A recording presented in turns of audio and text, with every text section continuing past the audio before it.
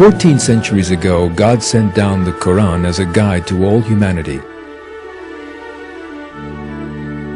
At the time, the Arab community was in a state of complete degeneration and chaos, but the light brought by the Quran changed it miraculously.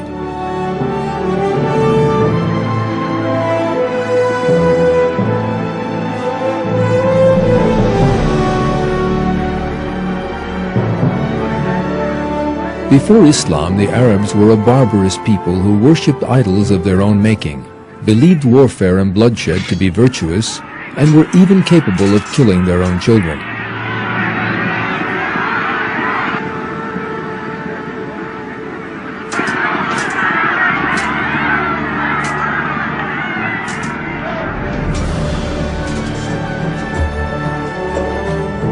However, through Islam they learned humanity, respect, love, compassion, justice, and civilization. Not only the Arabs, but all the communities which accepted Islam escaped the darkness of the age of ignorance and were illuminated by the divine wisdom of the Quran. Amongst the wisdom the Quran brought people was scientific thinking.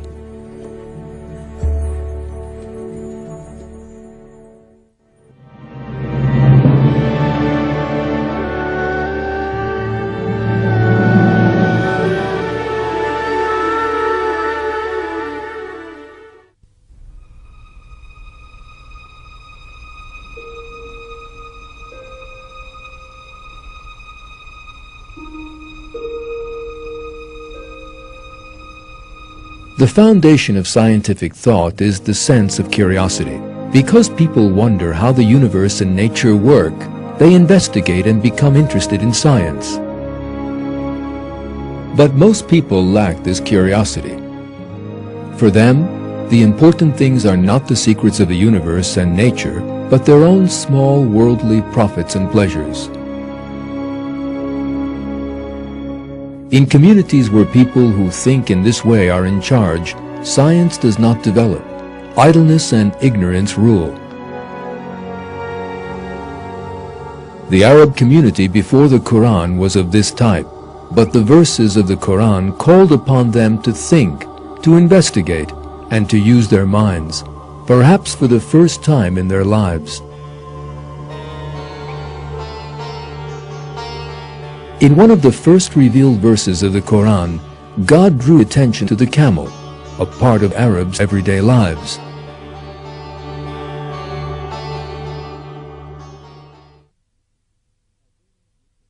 Have they not looked at the camel, how it was created, and at the sky, how it was raised up, and at the mountains, how they were embedded, and at the earth, how it is spread out? So remind them. You are only a reminder.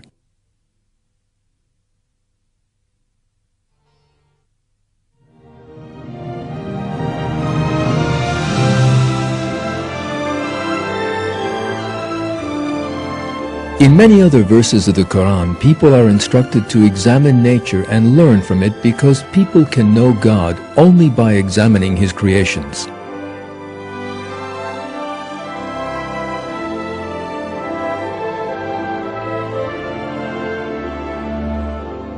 Because of this, in one verse of the Quran, Muslims are defined as people who think about the creation of the heavens and the earth.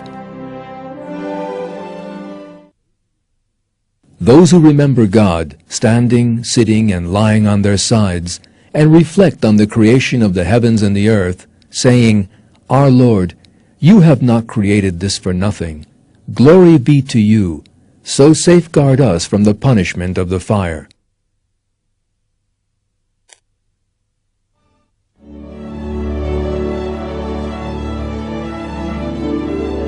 As a result of this, for a Muslim, taking an interest in science is a very important form of worship. In many verses of the Quran, God instructs Muslims to investigate the heavens, the earth, living things, or their own existence, and think about them. When we look at the verses, we find indications of all the main branches of science in the Quran.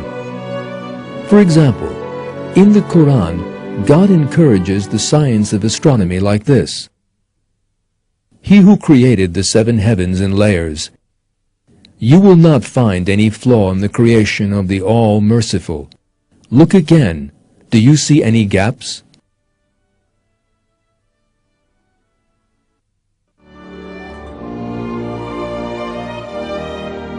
In another verse of the Quran, God encourages the investigation of astronomy and the composition of the earth.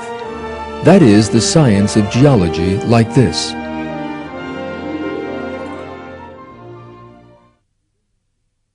Do they not look at the sky above them? How we have made it and adorned it, and there are no flaws in it. And the earth, we have spread it out, and set thereon mountains standing firm, and produced therein every kind of beautiful growth, in pairs, to be observed and commemorated by every devotee turning to God.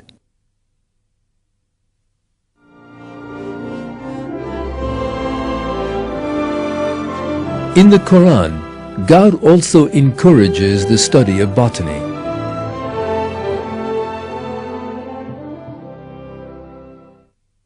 It is He who sends down water from the sky, from which we bring forth growth of every kind, and from that we bring forth the green shoots, and from them we bring forth close-packed seeds, and from the spathes of the date palm date clusters hanging down, and gardens of grapes and olives and pomegranates, both similar and dissimilar. Look at their fruits as they bear fruit and ripen. There are signs in that for people who believe.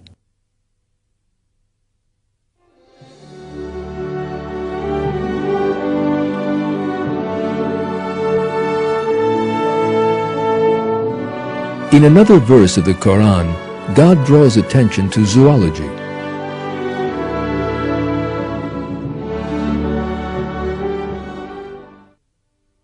You have a lesson in livestock.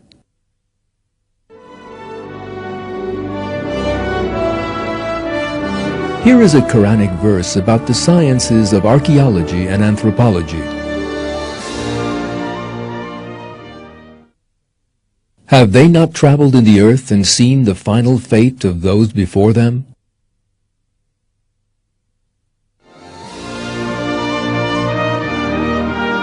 In another verse of the Quran, God draws attention to the proof of God in a person's own body and spirit.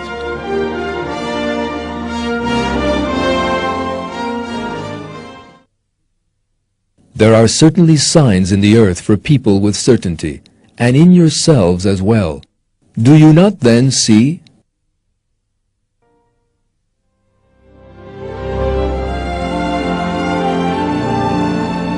As we can see, God recommends all the sciences to Muslims in the Quran. Because of this, the growth of Islam in history meant at the same time the growth of scientific knowledge.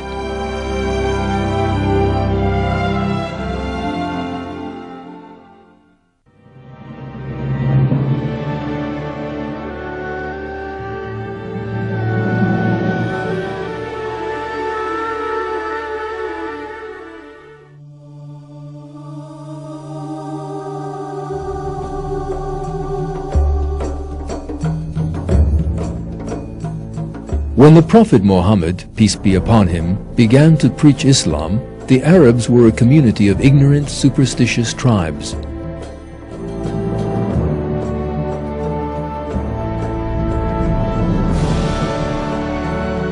However, thanks to the light of the Quran, they were rescued from superstition and began to follow the path of reason.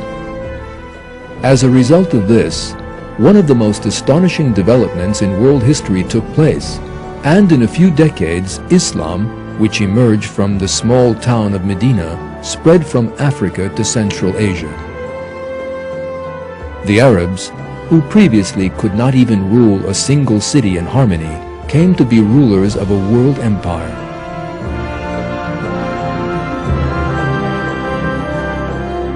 In his book, The Straight Path, the American expert on Islam, Professor John Esposito, describes the miraculous aspect of the rise of Islam like this. What is most striking about the early expansion of Islam is its rapidity and success. Western scholars have marveled at it. Within a decade, Arab forces overran the Byzantine and Persian armies and conquered Iraq, Syria, Palestine, Persia, and Egypt. Muslim armies proved to be formidable conquerors and effective rulers, builders rather than destroyers.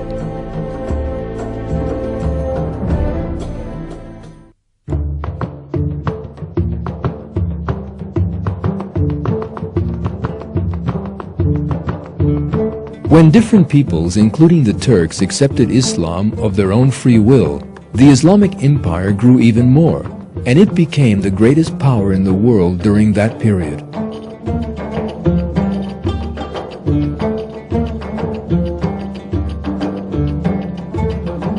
One of the most important facets of this empire was that it provided the stage for a scientific development previously unmatched in history.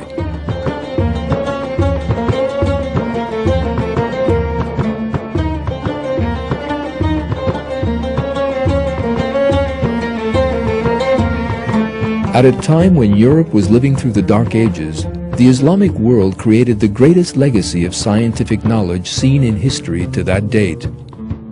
The sciences of medicine, mathematics, geometry, astronomy, and even sociology were developed systematically for the first time.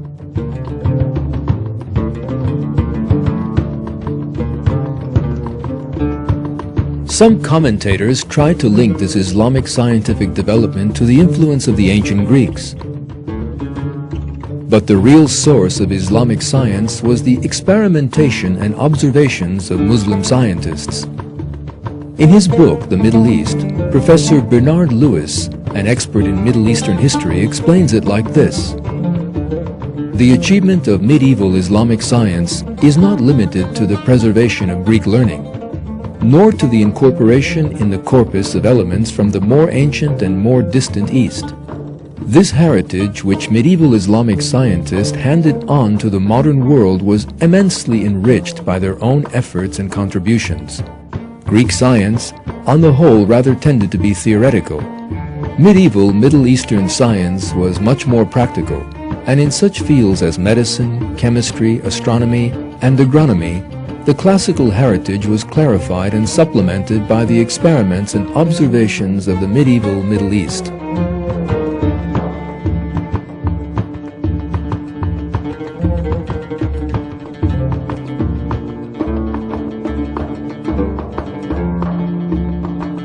The secret was the scientific and mental discipline taught by the Quran to Muslim scientists.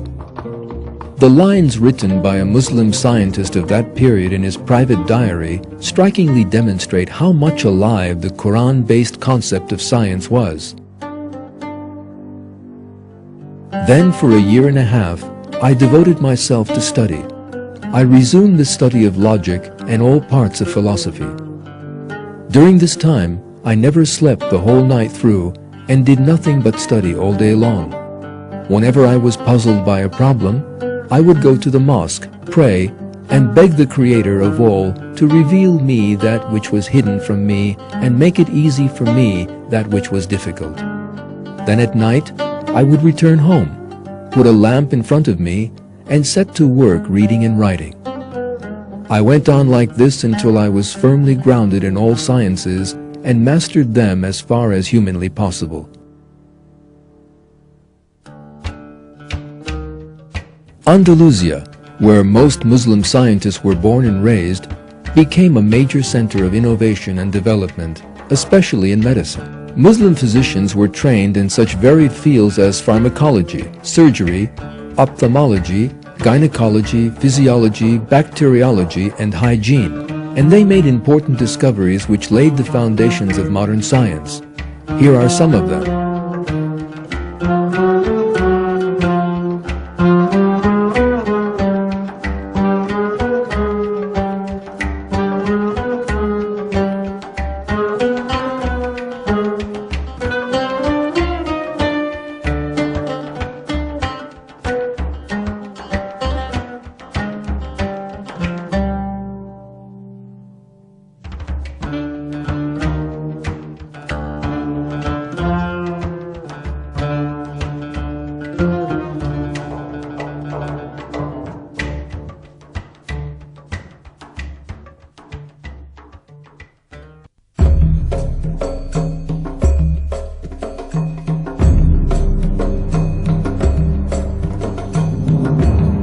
The advanced scientific culture of the Islamic world paved the way for the Western Renaissance.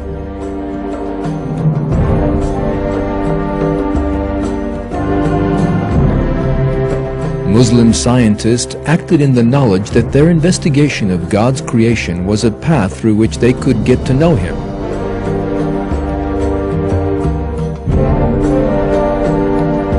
With the transfer of this mentality to the Western world, the advance of the West began.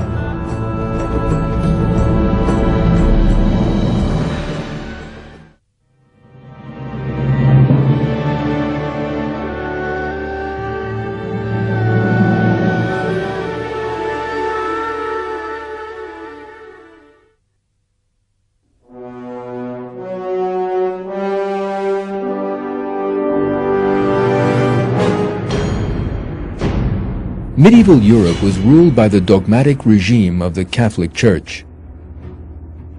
The Church opposed freedom of thought and pressured scientists. People could be punished by the Inquisition simply for holding different beliefs or ideas. Their books were burned, and they themselves were executed.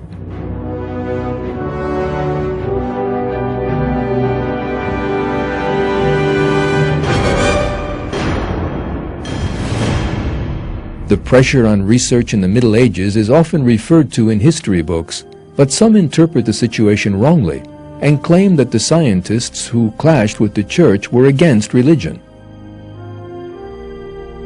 The truth is the exact opposite. The scientists who opposed the bigotry of the Church were religious believers.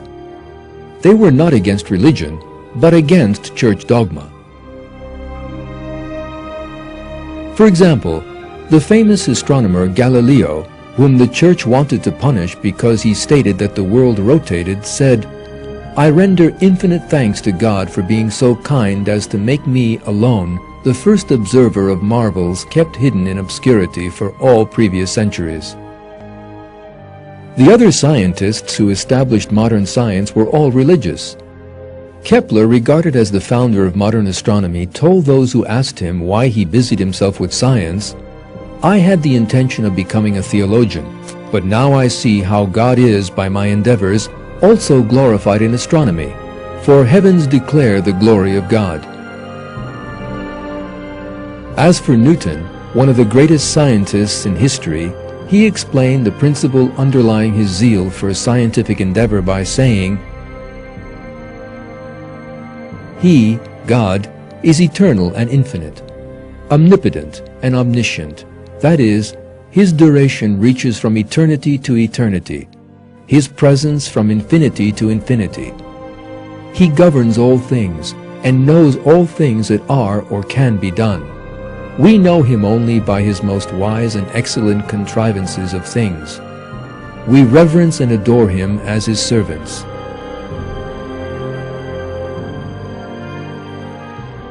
The great genius Pascal, the father of modern mathematics, said that, "But by faith we know His, God's existence. In glory we shall know His nature." Von Helmont, one of the leading figures of modern chemistry and the inventor of the thermometer, declared that science was a part of faith.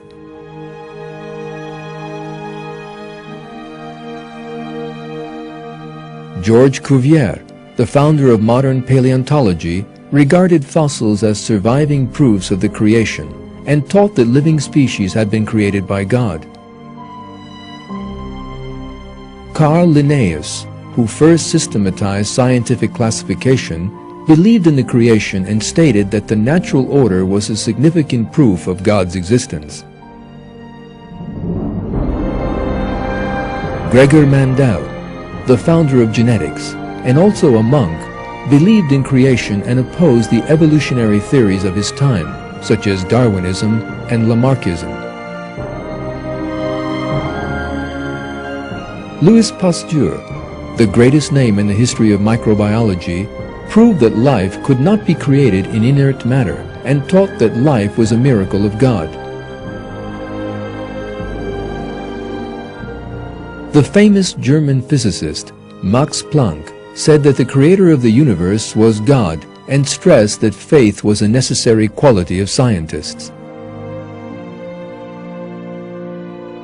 Albert Einstein, regarded as the most important scientist of the 20th century, believed that science could not be godless and said, "Science without religion is lame."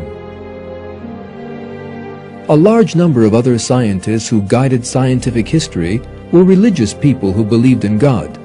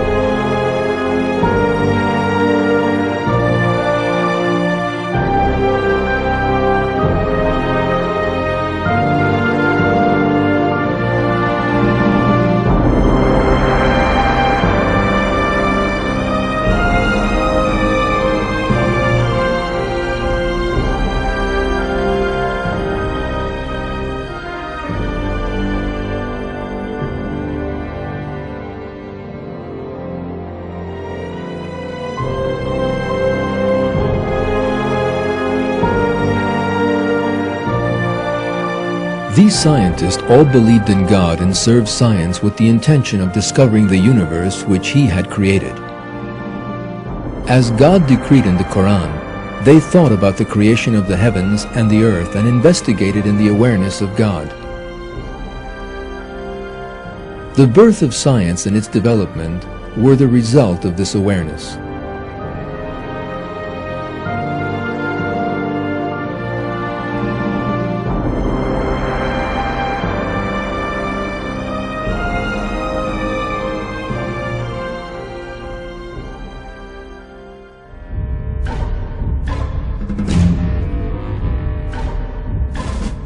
During the 19th century, however, this awareness was replaced by a fraud called materialism.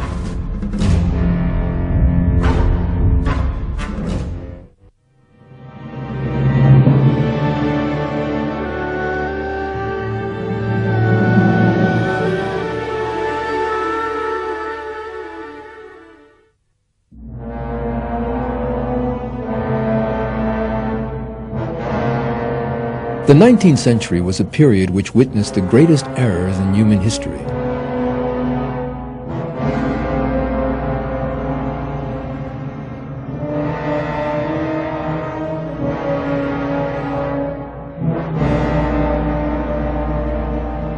These errors began with the imposition of European thought of materialist philosophy and ancient Greek teaching.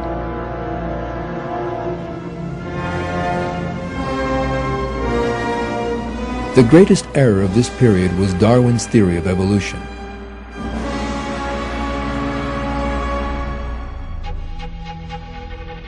Before the birth of Darwinism, biology was accepted as a branch of science which provided evidence of the existence of God.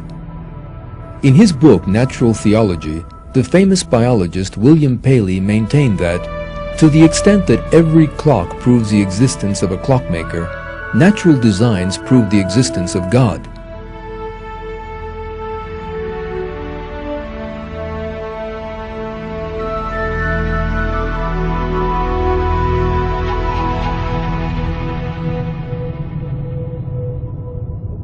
However, Darwin rejected this truth in his theory of evolution.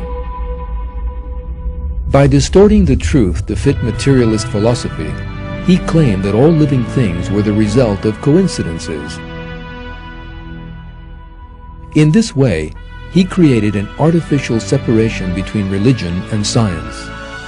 In their book, The Messianic Legacy, English researchers Michael Bagent, Richard Ley, and Henry Lincoln have this to say on the subject. For Isaac Newton, a century and a half before Darwin, science was not separate from religion, but on the contrary, an aspect of religion, and ultimately subservient to it. But the science of Darwin's time became precisely that, divorcing itself from the context in which it had previously existed and establishing itself as a rival absolute, an alternative repository of meaning. As a result, religion and science were no longer working in concert, but rather stood opposed to each other, and humanity was increasingly forced to choose between them. Not only biology, but also branches of science such as psychology and sociology were twisted according to the materialist philosophy.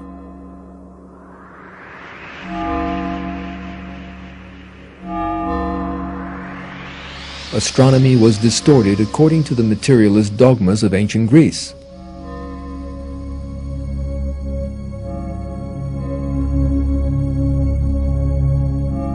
The new aim of science was to confirm materialist philosophy.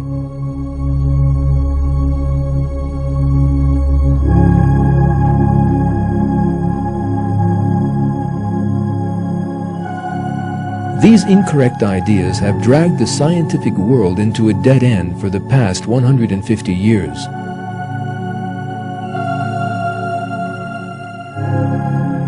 Tens of thousands of scientists from different branches worked in the hope of being able to prove Darwinism or other materialist theories. But they were disappointed. The scientific evidence showed the exact opposite of the conclusion they wanted to reach. That is, it confirmed the truth of creation. Today, the world of science is astonished by this truth. When nature is examined, it emerges that there is a major plan and design in every detail, and this has cut away the foundations of materialist philosophy. For example, the extraordinary structure of DNA shows scientists that it is not the result of an accident.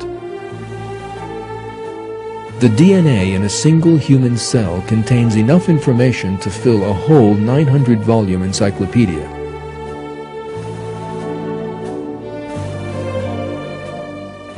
Gene Myers, a scientist from the Celera company which administers the Human Genome Project, says this: "What really astounds me is the architecture of life. The system is extremely complex. It's like it was designed. There's a huge intelligence there." The astonishment affects the whole scientific world. Scientists are viewing with surprise the invalidity of the materialist philosophy and Darwinism, which they were taught as truth, and some of them are declaring this openly. In his book, Darwin's Black Box, one of these figures, the American professor of biochemistry, Michael Behe, describes the situation of the scientific world like this: "Over the past 4 decades, modern biochemistry has uncovered the secrets of the cell. The progress has been hard-won. It has required tens of thousands of people to dedicate the better parts of their lives to the tedious work of the laboratory. The result of these cumulative efforts to investigate the cell, to investigate life at the molecular level, is a loud, clear, piercing cry of design. The result is so unambiguous and so significant that it must be ranked as one of the greatest achievements in the history of science. But no bottles have been uncorked, no hands clapped. Why does the scientific community not greedily embrace its startling discovery? The dilemma is that while one side of the issue is labeled intelligent design, the other side must be labeled God.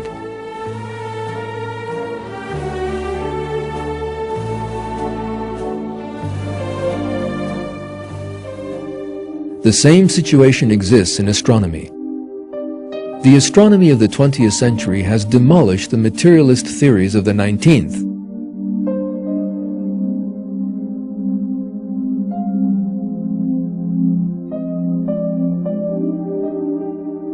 First, with the Big Bang theory, it emerged that the universe had a beginning, the moment of creation.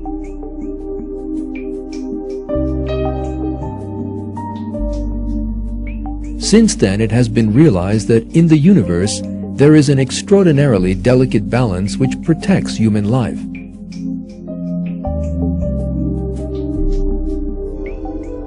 For these reasons, in the world of physics and astronomy, atheism is in rapid decline.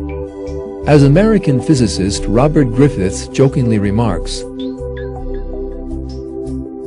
"If we need an atheist for a debate, I go to the philosophy department. The physics department isn't much use."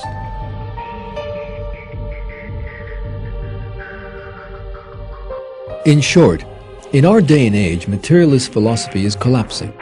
Science is rediscovering certain very important facts rejected by materialist philosophy. And in this way, a new concept of science is being born.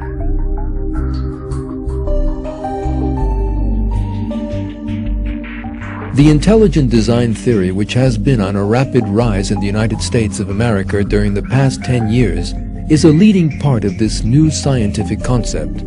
Those who accept this theory say that Darwinism was the greatest error in scientific history, and that there is an intelligent design in nature which gives proof of creation. For example, the famous Australian microbiologist Michael Denton states that the complex organs of living things cannot be explained by evolution.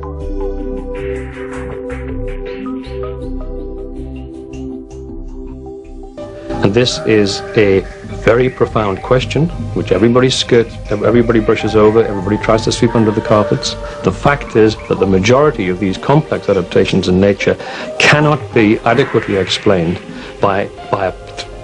their emergence occurred via a series of intermediate forms. And this is in fact something which, in fact, as far as I'm concerned, this is a fundamental problem. And the fact that there are so many of these things, for me, okay, there's something wrong with the theory. Common sense tells me there must be something wrong. The famous German biologist Werner Gitt explains how genetic information in living things proves the creation in these terms. It is impossible that new information is coming from a random process. If you see a computer program, it needs a programmer. If you see a car, it needs a designer. If you see the biological information in the cells, then we must say that is the right conclusion. It needs a creator who has made the program, the genes, to create the proteins, to create the organs. It is necessary that we have this. So we can say evolution is an impossible process. The American professor of biochemistry Michael Behe explains why the creation is a scientific fact. I think the conclusion of design is a scientific one, an empirical one, based completely on the observable system the universe and life were intended, that they are the product of intelligent activity. And I'd just like to point out that this idea comes from the progress of science. It is not from what we do not know, but is rather from what we have learned over the past 50 years. The American philosopher Philip Johnson summarizes the conclusion science has reached like this: that we are here as the products of an intelligent creator that brought about our existence for a purpose. Our existence and that of other living things was due to the conscious, purposeful activity of a creator.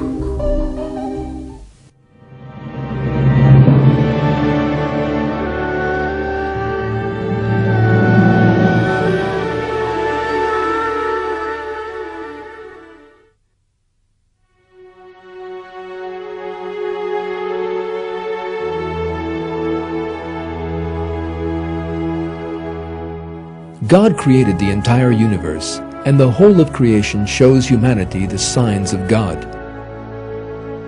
Science is the method of investigating what has been created, so conflict between religion and science is out of the question.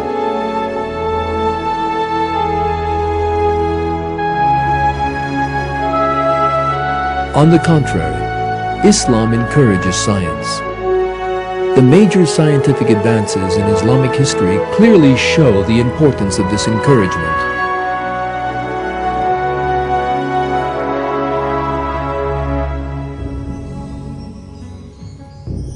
Today, the 19th century theories which tried to confuse science with materialist philosophy have lost their validity.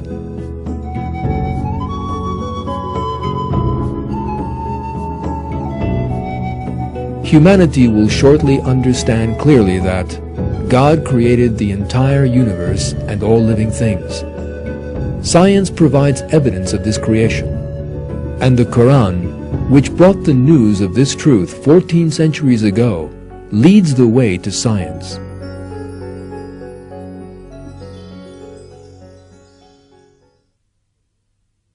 It is a book we have sent down to you, full of blessing, so let people of intelligence ponder its signs and take heed.